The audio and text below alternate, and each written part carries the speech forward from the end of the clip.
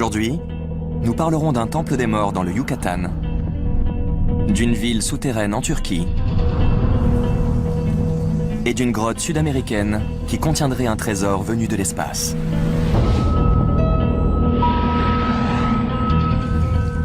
Les récits parlant de grottes et de tunnels souterrains existent depuis des siècles.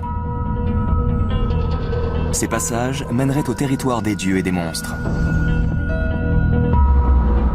Et si les légendes disaient vrai? Debout devant des peintures rupestres, je me suis demandé si j'étais en train de regarder une entité extraterrestre. Existerait-il des lieux mystérieux d'origine extraterrestre, dissimulés au plus profond de la Terre? Ces grottes possèdent des caractéristiques étranges, géologiquement parlant. Des millions de gens du monde entier sont convaincus que les extraterrestres sont descendus sur Terre. Et si c'était vrai?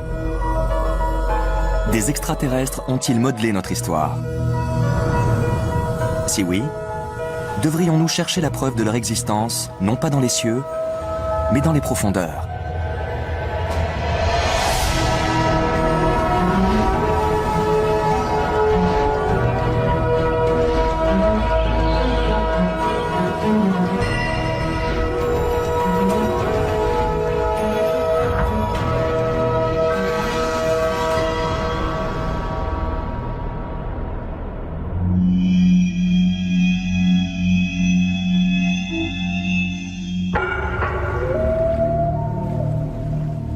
Bordée au nord par la mer Noire et par le Taurus au sud,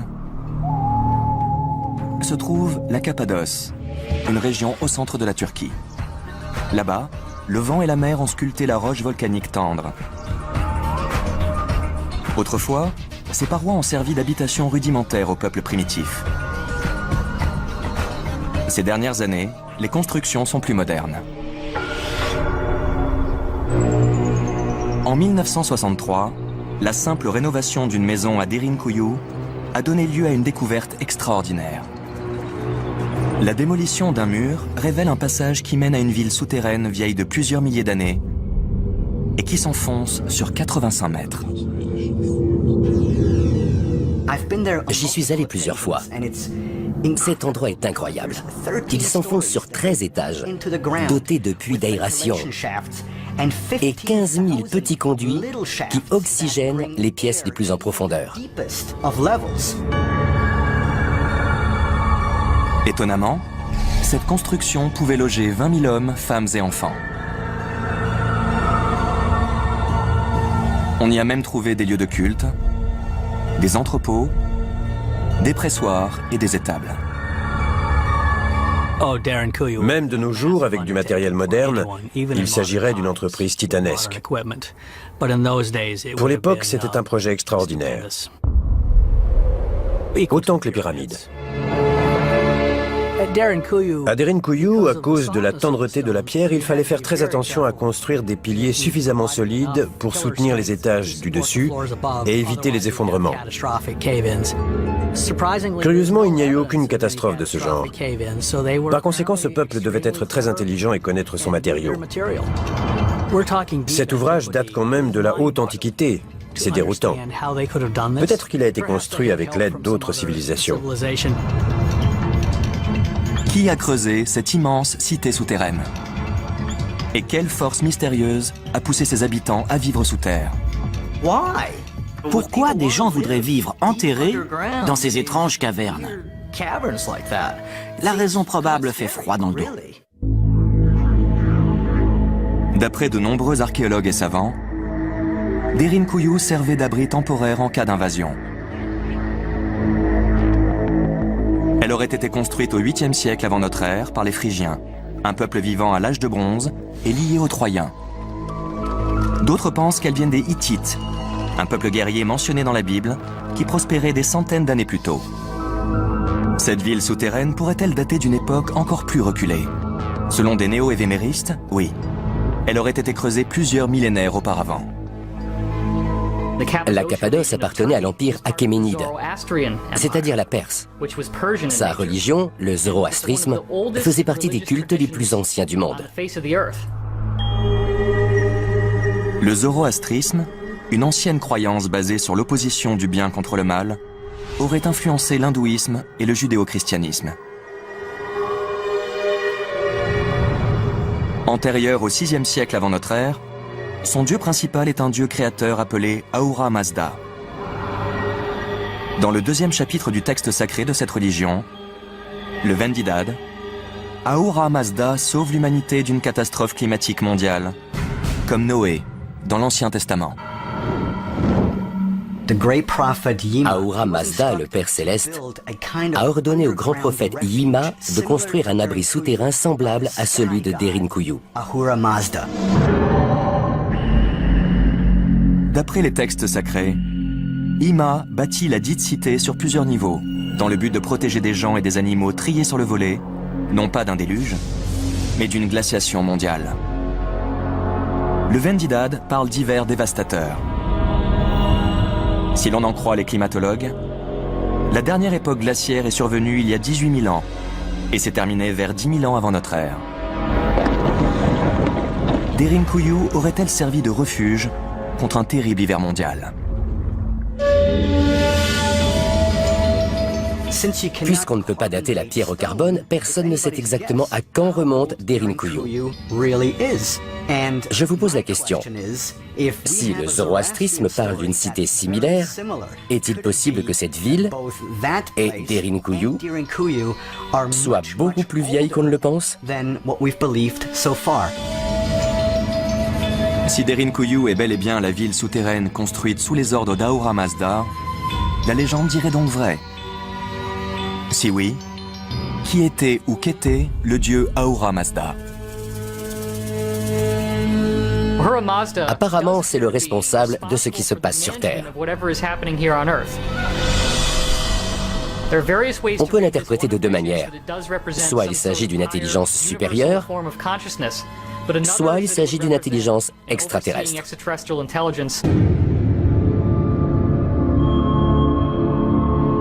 De nombreux textes sacrés de l'Antiquité évoquent un savoir transmis à l'homme par les extraterrestres qu'on appelait des dieux.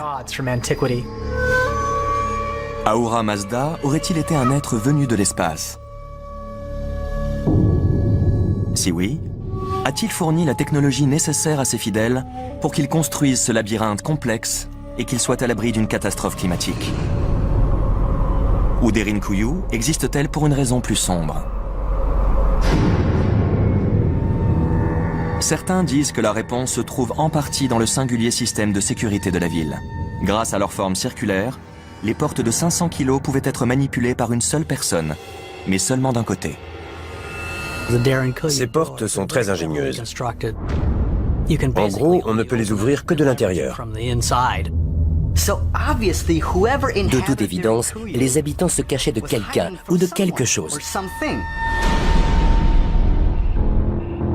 D'après le zoroastrisme, Ahura Mazda s'est envolé dans les airs à bord d'un chariot divin afin de mener la guerre contre son ennemi juré, Ahriman, le démon de la destruction.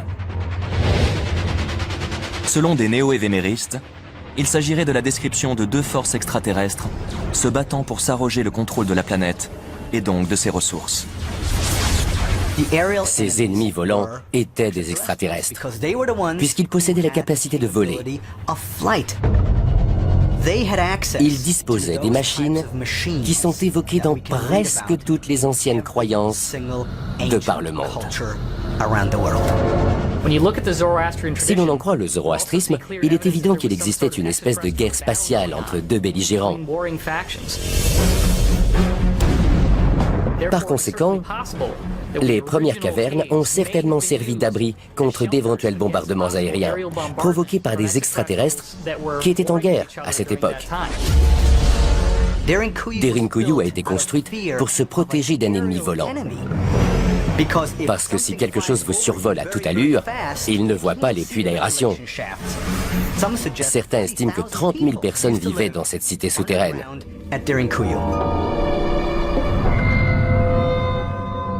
Il s'est avéré que de nombreux peuples s'y sont cachés, afin d'échapper aux raids des Omeyyades et des Abbassides, ainsi qu'aux persécutions romaines.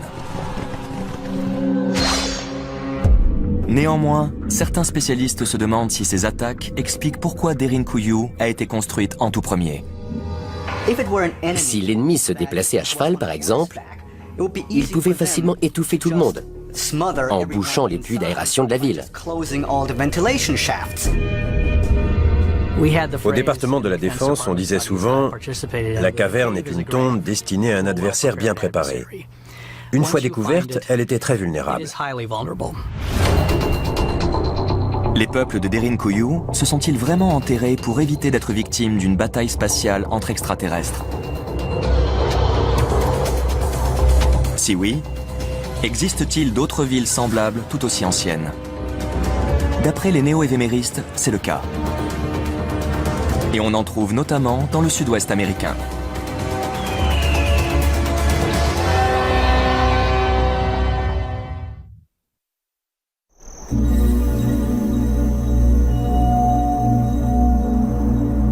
Sur les magnifiques messas et les montagnes au relief accidenté du sud-ouest américain habitent de nombreuses tribus amérindiennes. Les Navajos, les Zuni, les Pueblos, les Hopi et les Apaches. Même si leurs croyances diffèrent, leur mythe possède un point commun extraordinaire.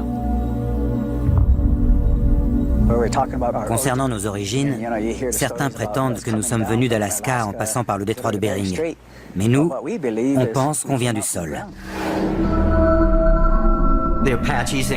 Selon leur légende, les Apaches, les Zuni et les Hopi vivaient dans un inframonde, c'est-à-dire un monde souterrain, avant d'arriver à la surface de la Terre.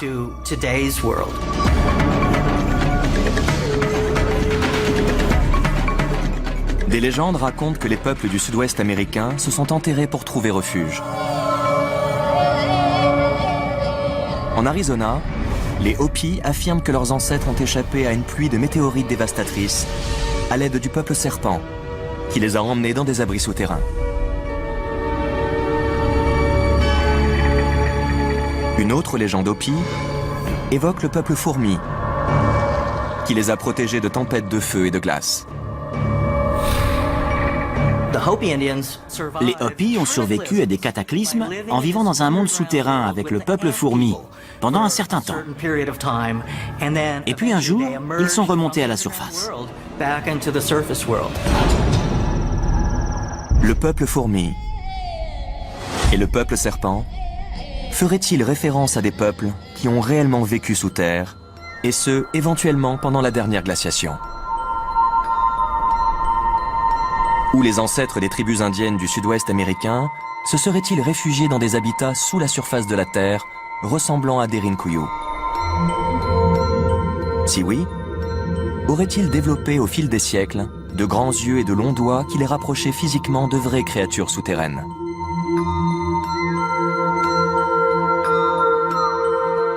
Les chamans et les ancêtres des Amérindiens vous diront qu'avant que ces gens n'arrivent à la surface de la Terre, ils ont été amenés par le peuple des étoiles, qui, lui, venait de l'espace. J'ai vu des peintures rupestres reproduisant le peuple fourmi et des êtres très étranges, avec de grands yeux. Là, je me suis demandé si j'étais en train de regarder une représentation amérindienne de ce qu'on appelle maintenant une entité extraterrestre.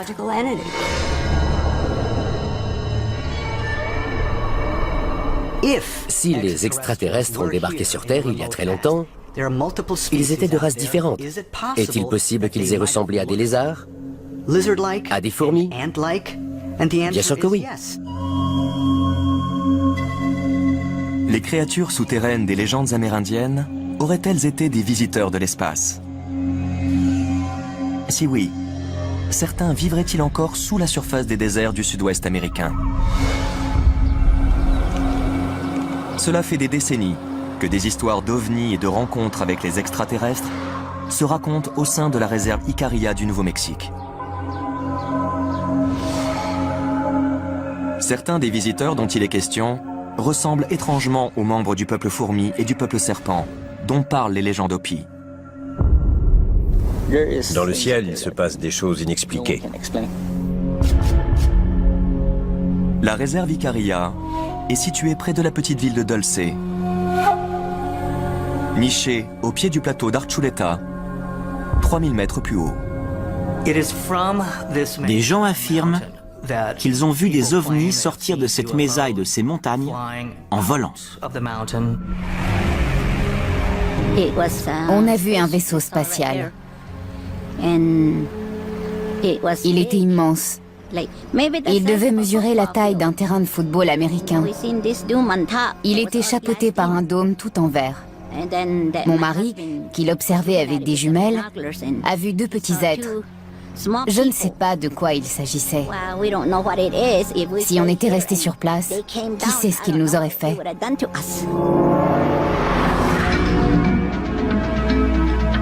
Les histoires d'ovnis des Amérindiens seraient-elles vraies?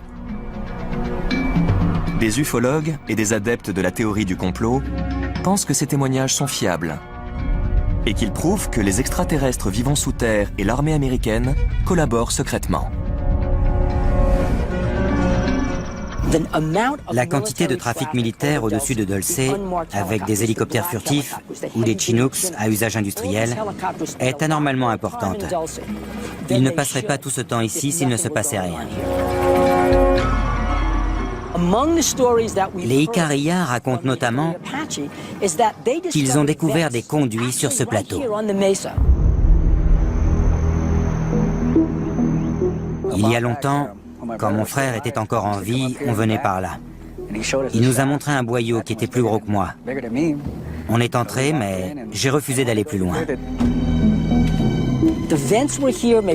Ça fait au moins 25 ans que ces conduits existent. On y entend des bruits étranges, comme des grognements humains ou des soupirs. Ils ont largement accrédité les histoires de vivisection et d'expérimentation sur l'homme. Ainsi, la légende disant qu'il y avait des créatures étranges et des bruits bizarres venant de la Mesa s'est répandue. Des extraterrestres vivraient-ils sous terre? Et si oui, les autorités américaines étoufferaient-elles l'affaire? Les légendes amérindiennes auraient-elles dévoilé un mystère? Certains pensent que la réponse se trouve dans les profondeurs de l'Amérique du Nord. Mais d'autres estiment que la vérité réside dans une mystérieuse grotte à des milliers de kilomètres au sud. Elle détiendrait la preuve de la présence de visiteurs venus de l'espace.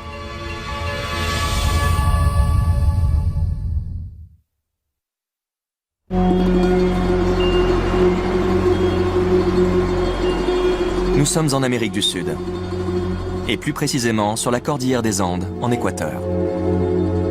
Depuis des millénaires, cette forêt tropicale, située sur les hauteurs des versants est, constitue le territoire des Shuar, une tribu de chasseurs de têtes qui gardent jalousement leur territoire et ses secrets.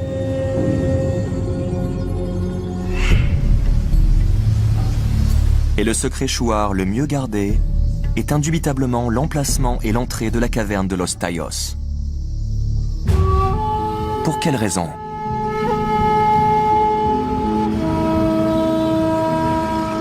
Pour avoir la réponse, il convient sans spi, un missionnaire et catholique qui vivait au XXe siècle. Les Indes adoraient le père Paolo Carlo Crespi qui les aidait gracieusement. Alors les indigènes lui faisaient des cadeaux. Ces fameux cadeaux étaient uniques, dans la mesure où il s'agissait régulièrement d'artefacts minutieusement gravés.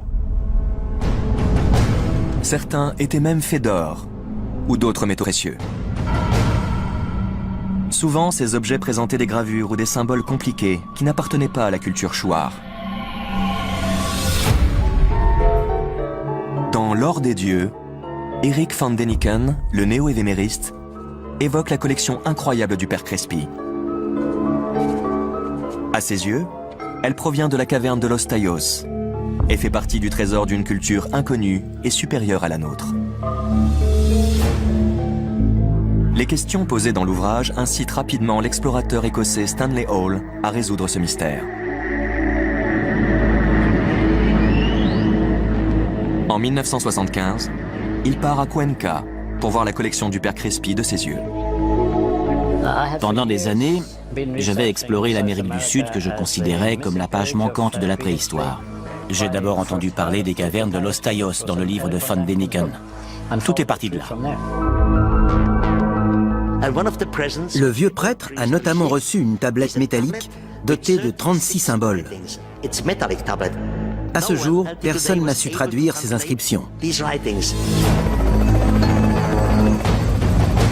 En 1976, Stanley Hall monte une expédition de plus de 100 personnes pour explorer Los Tayos. Parmi ses membres se trouve l'astronaute Neil Armstrong, le premier homme à marcher sur la Lune. Quand les explorateurs pénètrent dans la caverne grâce à une entrée cachée dans la jungle, mais connue de l'armée équatorienne, ils sont fascinés par ce qu'ils y découvrent, et surtout par ces grands espaces qui semblent avoir été creusés par quelqu'un ou quelque chose.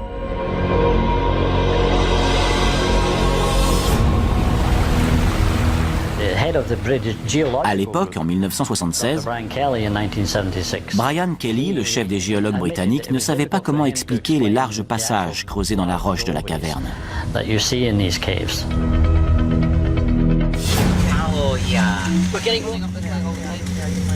Même s'ils découvrent un tombeau accompagné d'objets et datant de 1500 ans avant notre ère, Une bague en pierre.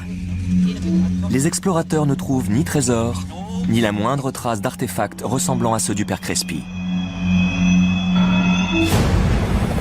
Mais dans ce cas, si Los Tayos n'est pas à l'origine de sa collection, alors d'où vient-elle? Nullement découragé, Stanley poursuit ses recherches. 15 ans plus tard, en 1991, il rencontre Petronio Aramillo, un Équatorien qui prétend qu'il est entré dans la caverne de Los Tayos en empruntant un passage secret en 1946. Apparemment, la première fois qu'il y est allé, il était adolescent. Il a raconté qu'il était passé par un tunnel sous l'eau qui lui a permis d'entrer dans la caverne en remontant à la surface. Il raconte que des chambres pleines d'anciennes reliques se succédaient et qu'il y avait notamment une grande pièce remplie de livres en or ou en autre métal. Sur ces ouvrages, on voyait des symboles inconnus, peut-être semblables à ceux des tablettes métalliques du père Crespi. Il aurait aussi vu des espèces de formules, et j'en passe. Plus il racontait ce qu'il avait vu, plus c'était extraordinaire. Le débat fait rage entre ceux qui pensent qu'une ancienne civilisation est descendue sur Terre et a utilisé la caverne pour laisser des objets à notre attention, et ceux qui ne sont pas d'accord. Malheureusement, avant qu'il ne puisse montrer l'entrée sous-marine de la caverne à Stanley, Petronio décède, emportant son secret dans la tombe.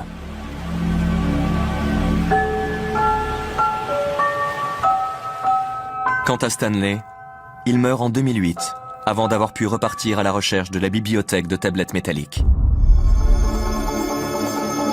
Heureusement, Eileen Hall a décidé de poursuivre les travaux de son père. Tant qu'on n'a pas trouvé le trésor, ni déchiffré les tablettes, on ne saura pas qui les a écrites, pourquoi elles ont été mises là, et par qui. Mais quand Eileen s'intéresse aux artefacts du père Crespi, elle apprend que la quasi-totalité de la collection a mystérieusement disparu peu de temps après sa mort en 1982. Pourquoi? Est-elle tombée aux mains de voleurs? Ou les Chouars auraient-ils rapporté le trésor là où ils l'avaient trouvé? Quelle que soit la réponse, Eileen a continué à étudier des artefacts d'autres régions de l'Équateur. Et à l'instar des objets du père Crespi, certains ressemblent étrangement à ceux d'autres cultures que les anciens Équatoriens ne pouvaient pas connaître, d'après les archéologues.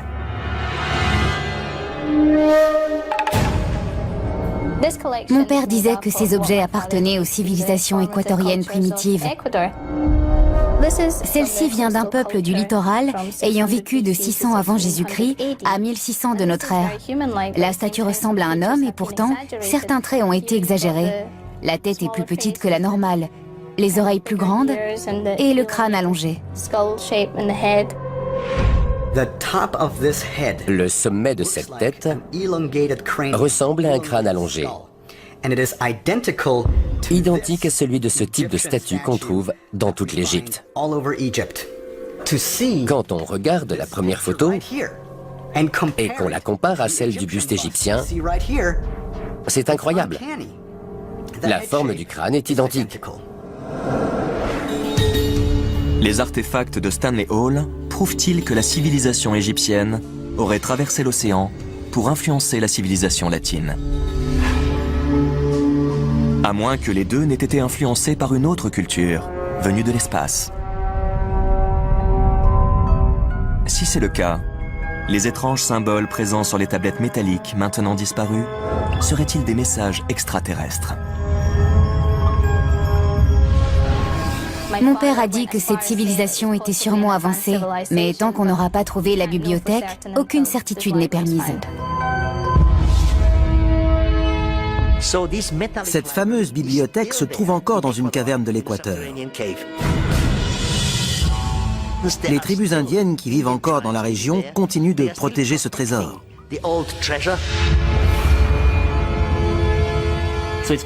Quand la caverne sera trouvée, le monde académique en sera chamboulé.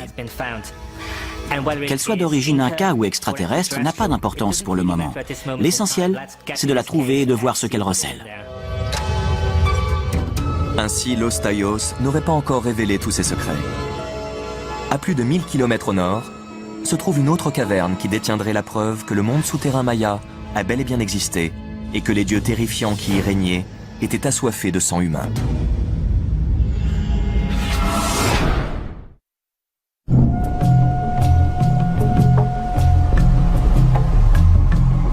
Nous sommes dans la péninsule du Yucatan, une destination touristique prisée du Mexique. Au-delà des plages féeriques, la région est recouverte d'une jungle épaisse, grêlée d'immenses entonnoirs qu'on appelle cénotes. Par ailleurs, le sol sous la jungle est criblé de cavernes. En 2007, Guillermo de Anda, un archéologue mexicain, y a trouvé une caverne singulière. Suivant des indices laissés par des prêtres espagnols du XVIIe siècle, qui faisaient allusion à un mystérieux temple maya souterrain situé aux confins de la jungle, De Anda a découvert une succession de cavernes près du village de Tatsibichen. Cela faisait des centaines d'années que personne n'y avait mis les pieds et leurs entrées étaient complètement inondées.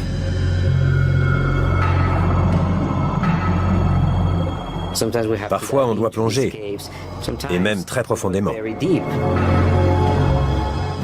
En moyenne, on va jusqu'à 40 ou 50 mètres. Mais il y a des cavernes bien plus profondes.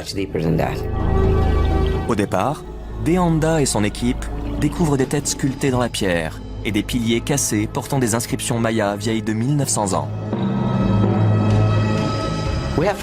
Sous l'eau, on a trouvé des colonnes. Elles sont fantastiques parce que certaines d'entre elles mesurent 1,50 m de haut et au moins 3 mètres de large. Quand De Anda parvient aux zones émergées de la caverne, il découvre des vestiges qui appartiennent à ses yeux à un énorme temple souterrain, possédant une route, une pyramide effondrée et des ossements. De quoi s'agissait-il ? D'étranges légendes mayas parlent d'un monde souterrain, appelé Xibalba. De nos jours, les archéologues pensent qu'ils ont découvert ce que les Mayas considéraient comme l'entrée de cet inframonde légendaire, largement décrit dans la Bible maya, le Popol Vuh. Cette caverne sombre et mystérieuse serait-elle vraiment le monde souterrain stipulé dans les légendes mayas ? D'après le Popol Vuh, le texte de la mythologie maya, Xibalba, qui signifie lieu effrayant, était dominé par de cruels dieux des morts. Ils obligeaient ceux qui pénétraient dans ce royaume à parcourir une à une diverses chambres de torture, où coulait le sang, où régnaient les ténèbres ou le froid, et où étaient enfermés des chauves-souris ou des jaguars.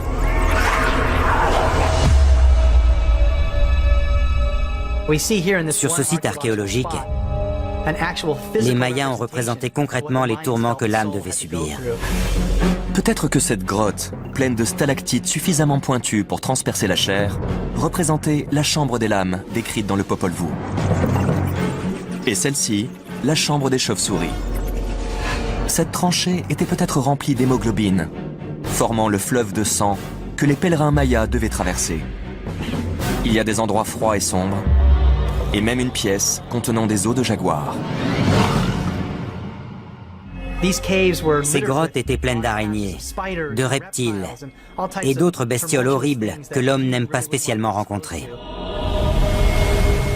Même si des archéologues prétendent que le site a été modelé d'après la description de Xibalba dans le Popol Vuh, Deanda maintient que les objets trouvés à l'intérieur remontent à une période antérieure à la rédaction du texte sacré maya.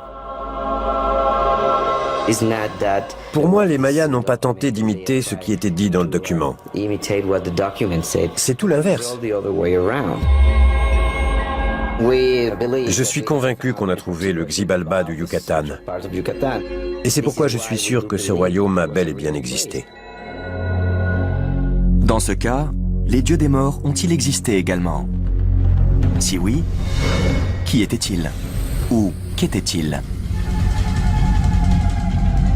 Dans le livre de Chilam Balam, le livre des prêtres jaguars, il est écrit qu'à cette époque, la route menant aux étoiles est descendue du ciel et que 13 dieux plus 9 arrivèrent sur Terre.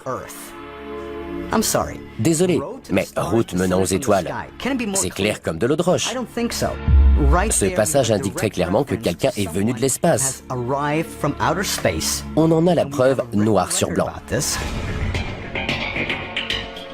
Les dieux de Xibalba et les autres dieux mayas auraient-ils vraiment été des extraterrestres? Si oui, pourquoi aimaient-ils tellement le sang et la torture? Pour moi, le sacrifice humain n'a pas été enseigné par les extraterrestres. Je crois que c'est venu après l'arrivée des premiers enseignants. Les anciens dieux, qui étaient en fait des humains venus d'un autre monde, sont partis, laissant derrière eux des gens bouleversés. Plus ils étaient désespérés, plus ils ont interprété la mythologie de façon littérale. Le mythe qui disait au départ que le soleil mourait quand il disparaissait à l'horizon et qu'ensuite il ressuscitait a conduit à l'idée qu'il fallait tuer les gens pour être sûr que le soleil reviendrait. Au fur et à mesure que les archéologues et les explorateurs mettent au jour des sites où se mêlent légende et réalité, trouveront-ils des preuves montrant que l'histoire de l'humanité est beaucoup plus complexe que nous le pensons? D'aucuns pensent que la réponse se trouve enfouie encore plus profondément et qu'elle est même au centre de la Terre.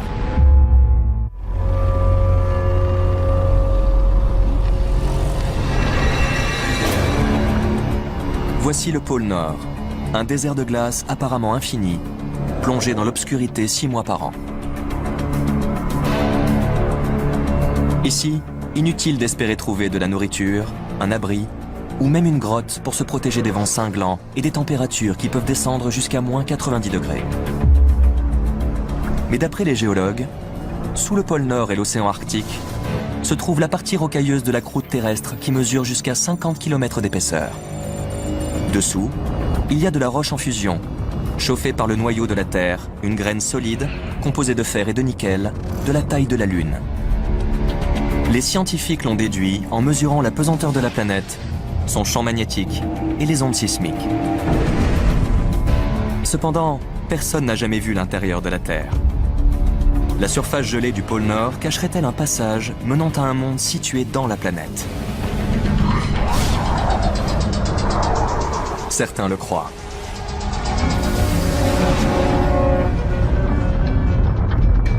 Ce sont les adeptes de la théorie de la Terre creuse. La théorie de la Terre creuse dit qu'il n'y a pas de roche en fusion à l'intérieur de la planète, qu'en réalité elle est évidée et qu'en son milieu se tient un soleil en suspens.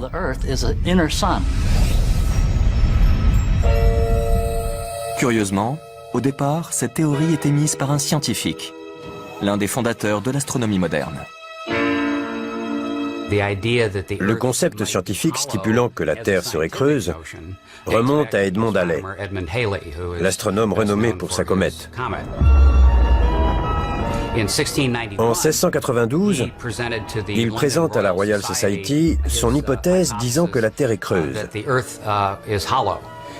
et qu'elle contient plusieurs petites sphères, un peu comme des poupées russes.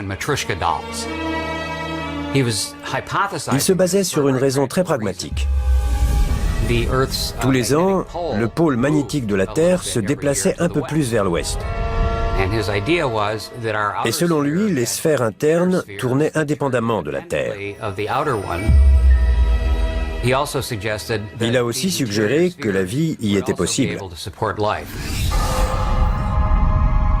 En 1818, un ancien capitaine de l'armée américaine appelé John Cliff Sims Jr. annonce qu'aux deux pôles terrestres, on trouve de larges ouvertures qui permettent d'accéder à une Terre interne. Grâce à lui, la théorie de la Terre creuse suscite l'envie d'explorer les pôles, parce qu'à cette époque, personne n'a jamais vu l'Antarctique. En 1864, cette théorie s'empare de nouveau de l'imagination du grand public, grâce à la parution du deuxième roman de Jules Verne, Voyage au centre de la Terre. Dans le roman, un guide islandais, un professeur et un jeune homme descendent au centre de la Terre.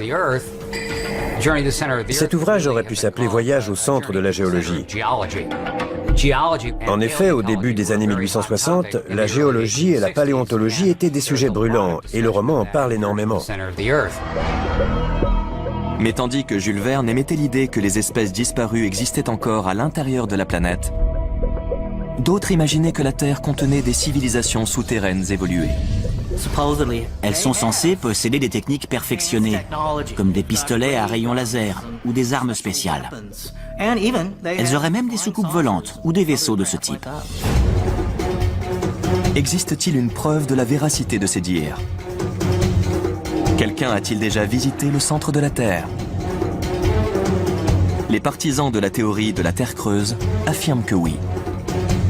Et que l'un de ces hommes n'est autre que le célèbre explorateur Richard Byrd. Dans les années 1920, il fait la une des journaux du monde entier en survolant le pôle Nord et en devenant le premier homme à voler seul au-dessus du pôle Sud. Cependant, les adeptes de la théorie de la Terre creuse pensent qu'il est allé bien plus loin et que le 19 février 1947, son avion serait entré dans un trou près du pôle Nord, menant à l'intérieur de la Terre. Une espèce de soucoupe volante a pris le contrôle de l'avion grâce à une sorte de rayon tracteur. Les extraterrestres le font atterrir près d'une ville à l'intérieur de la Terre et ils lui disent qu'ils se considèrent comme les gardiens de cette planète et qu'ils n'approuvent pas que les humains utilisent des armes nucléaires. Hiroshima et Nagasaki avaient été bombardés quelques années auparavant. Mais quand Byrd est rentré à Washington pour transmettre le message des extraterrestres, le gouvernement a étouffé toute l'affaire.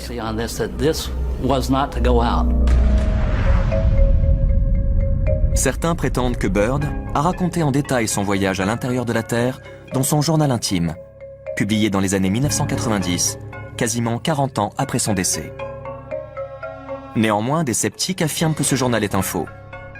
Ils précisent qu'en février 1947, au moment où Byrd visitait un soi-disant monde caché sous le pôle Nord, il participait en fait à l'opération High Jump, une vaste mission d'exploration de la Navy regroupant 4700 hommes à 20 000 km de là, en Antarctique. La participation de Byrd à cette vaste opération militaire pourrait-elle être une couverture en réalité? Pour certains, c'est le cas. Cette histoire lui aurait permis de s'envoler à l'autre bout de la planète, à l'insu des journalistes. Le bruit court qu'il aurait trouvé un monde plein de machines volantes et de gens plus évolués que nous, qui l'auraient aidé avant qu'il ne reparte. C'est une légende. Personne n'a réussi à prouver quoi que ce soit, mais c'est une belle légende. Existerait-il vraiment de grands espaces à l'intérieur de la planète où vivraient des civilisations avancées? Est-il possible que des dieux extraterrestres soient descendus sur Terre il y a plusieurs siècles et qu'ils aient dissimulé la preuve de leur voyage dans des cavernes et des tunnels? Peut-être que nous n'avons fait que gratter la surface des mystères souterrains de la planète. Et si c'est le cas, quels indices de notre lointain passé sont encore tapis dans l'obscurité, attendant qu'on les découvre ?